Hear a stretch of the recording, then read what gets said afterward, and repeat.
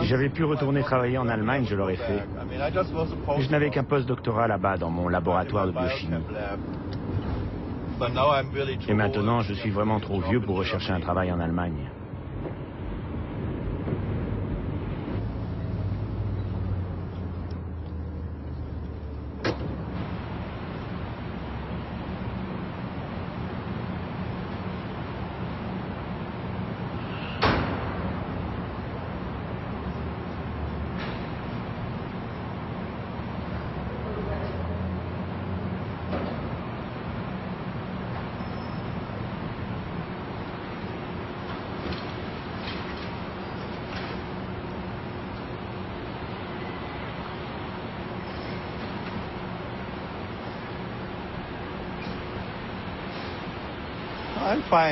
Moi, ça va. Je suis bien dans ma tête. Tout dépend de la perception que l'on a de soi-même. Ce n'est pas pareil pour les amputés et pour les gens comme moi, victimes de la thalidomide.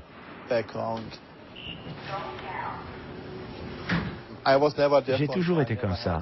Alors je n'ai pas eu l'obsession de vouloir avoir des jambes. En fait, j'ai porté des prothèses quand je faisais mon doctorat, parce que je ne pouvais pas utiliser une chaise roulante dans le laboratoire. Ce n'est qu'un outil. Les jambes ne sont qu'un outil pour moi, comme la chaise roulante que j'utilise pour me rendre d'un endroit à un autre. Ça ne définit en rien mon identité.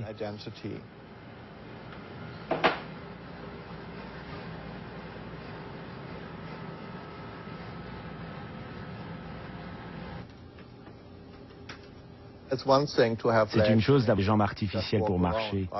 L'enjeu change complètement s'il s'agit de les perfectionner suffisamment pour retourner sur le champ de bataille. Là, on entre dans autre chose et progressivement, on voit des soldats qui veulent non seulement être réparés pour se réintégrer dans la société, mais qui désirent de plus en plus retrouver les capacités d'exercer leur métier. À partir de ce moment-là, on risque de voir de plus en plus d'améliorations de l'humain fondées sur ce genre d'exigences. En 2009, j'ai contribué à un rapport du Parlement européen sur l'augmentation des capacités humaines, dans lequel on mentionne beaucoup d'applications destinées aux soldats. Les militaires sont bien sûr prioritaires pour recevoir toutes sortes de gadgets afin d'augmenter leurs capacités au combat.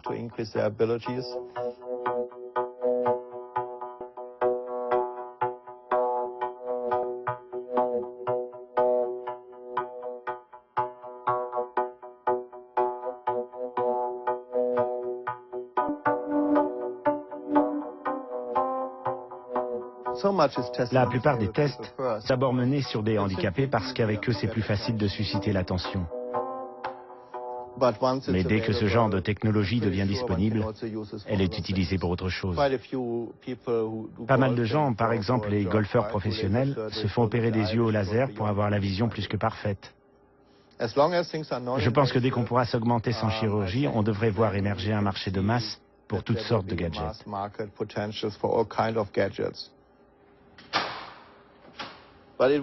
Mais ça ne sera jamais accessible à tout le monde. Si vous êtes pauvre, comme le sont la plupart des handicapés, j'imagine que vous aurez peu de chances d'y avoir accès.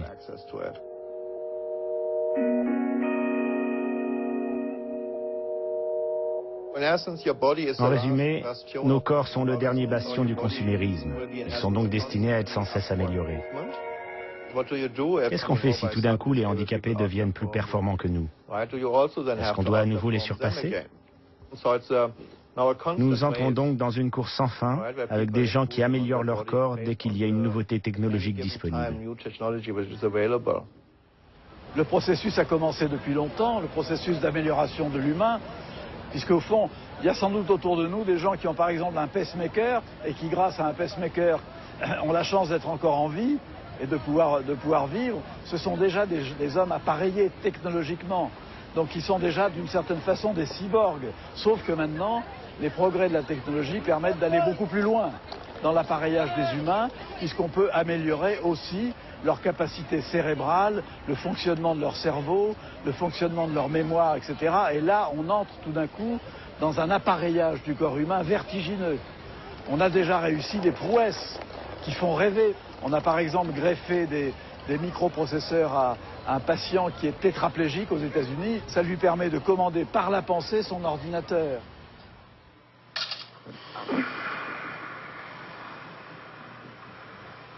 That's the best circle I can do. Now I'm going to exit.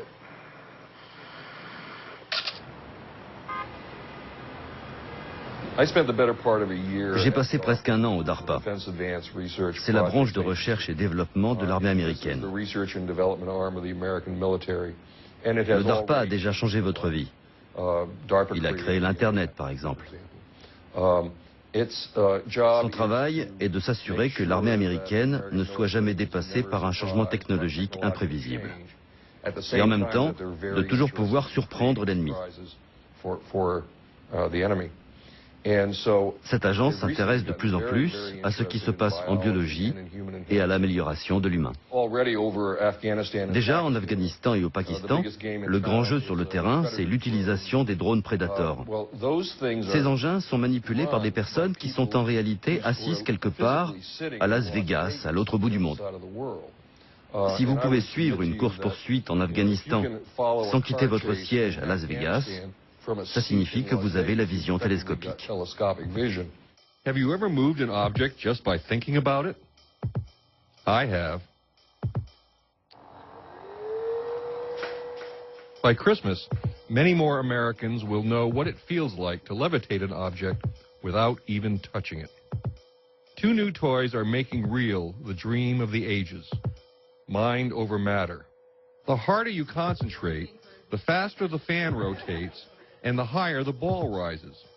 Lose your concentration, and the ball drops to the bottom. Level 1. I suspect, like my editors, many people will be completely weirded out by this over matter technology, and I don't blame them. Yikes! This fall, it will go on sale for a little more than $100. 200 years from now, we'll look back and say, this is where it all began.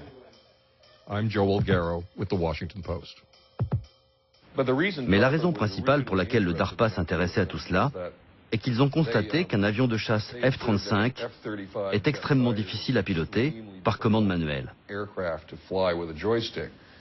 Alors ils ont imaginé que ce serait plus facile si on pouvait contrôler cet avion avec son cerveau. Juste penser pour aller là où on veut.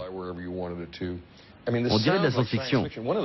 En fait, mon plus grand problème, en tant que journaliste, c'est de convaincre les gens de ce qui existe déjà, bien plus que de ce qui est encore dans les tuyaux. La Terre. Jetons un œil sur notre planète à une nouvelle échelle, le milliardième de mètre, un nanomètre. D'un coup, elle semble avoir énormément grandi. Une révolution tout aussi radicale s'est produite grâce aux nanosciences et aux nanotechnologies. Finalement, nanotechnologie, qu'est-ce que ça veut dire? Ça veut dire on fait petit. Donc, c'est un domaine tellement vaste. Ça veut dire ça. Nanotechnologie, on fait de la technologie au niveau très petit. Ça peut être de la chimie, ça peut être de la physique, ça peut être de la biologie, ça peut être des matériaux, ça peut être du médical, ça peut être un tas de choses. Donc, après tout, c'est un concept tellement vaste qui fait de tort à personne de le pousser, et donc allons-y. La distance de la Lune à la Terre, de l'ordre d'1 milliard de mètres, un voyage d'une journée.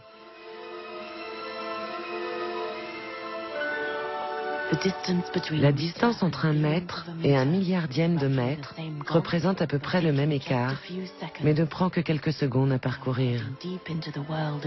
Nous sommes en train de pénétrer dans le monde de la nanotechnologie, jusqu'aux profondeurs de l'échelle d'un atome. Pour comprendre la nanorévolution scientifique d'aujourd'hui, il faut d'abord se plonger dans un océan d'atomes. De nouveaux paysages, de nouvelles sensations, ce monde caché nous entoure à chaque instant et de tous côtés. Chaque boule blanche est un nuage d'électrons qui cache un noyau atomique.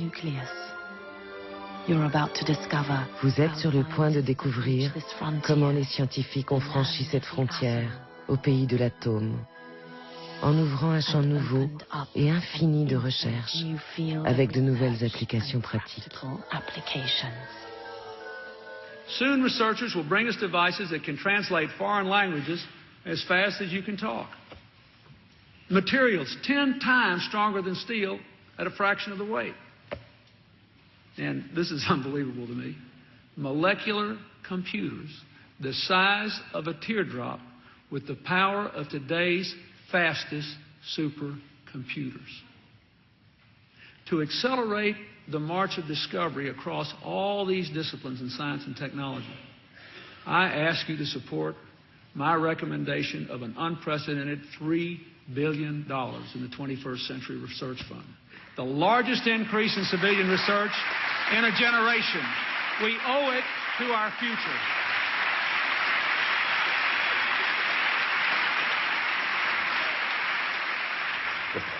Quand on regarde toute la gamme de possibilités qu'offrent toutes ces technologies, génétique, robotique, informatique et nanotechnologie, et la vitesse à laquelle elles entrent dans nos vies, la question c'est, qu'est-ce qui se passera si même seulement 5% de tout ça fonctionne, ou même 10%?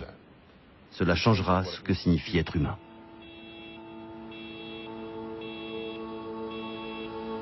We're here today to announce the first synthetic cell.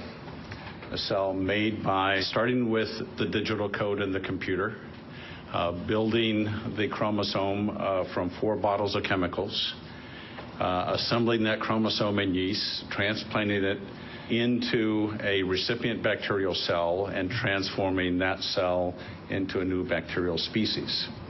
This is the first self-replicating species that we've had on the planet whose parent is a computer. Perhaps it's a giant philosophical change in how we view life. We actually believe this is going to be a very powerful set of tools.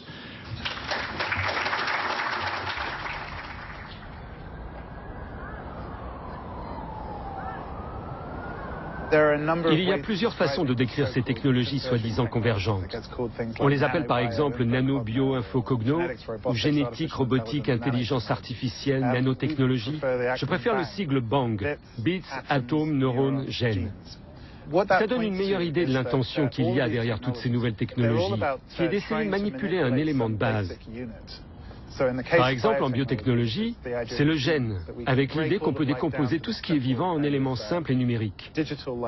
Pour la technologie de l'information, c'est le bit, l'élément binaire avec des 0 et des 1. Pour la technologie du cerveau, c'est le neurone. En nanotechnologie, c'est l'atome, l'élément de base. Et à partir du moment où on peut manipuler chacune de ces unités élémentaires, on peut commencer à les recomposer ou les intervertir. On peut construire de l'ADN et des gènes à partir d'atomes. On peut construire de l'information à partir d'atomes. On peut utiliser les technologies de l'information pour améliorer notre biotechnologie. Tous ces éléments de base deviennent des outils essentiels pour reconstruire la matière, reprogrammer la nature, comme si tout n'était qu'un ordinateur. C'est ce que sous-tend cette idée de convergence. Une fois qu'on arrive à l'échelle de la plus petite particule, au niveau du plus petit pixel de l'existence, on peut réarranger tous ces pixels en nouvelles matières, en nouveaux organismes vivants, avec au bout du compte de nouveaux individus, de nouveaux systèmes sociaux, de nouvelles économies. Les promoteurs de cette nouvelle convergence sont convaincus qu'en utilisant la biologie synthétique ou les nanotechnologies, on va pouvoir manipuler la planète entière. On va trouver une solution au réchauffement climatique en transformant l'atmosphère. Et au bout du compte, on pourra maîtriser du plus petit élément au plus grand. Entre les deux, nous les humains, nous sommes piégés, pris en sandwich. Il y a une hégémonie du calcul, de la raison calculatrice sur ce que j'appelle la vie vivante. Quand un jeune trader qui gère des fonds de pension, qui est devant son écran d'ordinateur et qui d'ailleurs fait son métier, on ne peut pas lui reprocher, et quand il décide, parce que c'est une meilleure opportunité de placement, de faire basculer 10 ou 15 milliards de dollars de la Pologne à l'Argentine, alors il le fait sur un clic de souris, mais dans le même temps, il transforme, il ruine la vie de centaines, voire de milliers de familles polonaises qui, du coup, perdront leur entreprise, perdront leur emploi, etc. Donc il y a une sorte d'hégémonie de l'immatériel sur le matériel.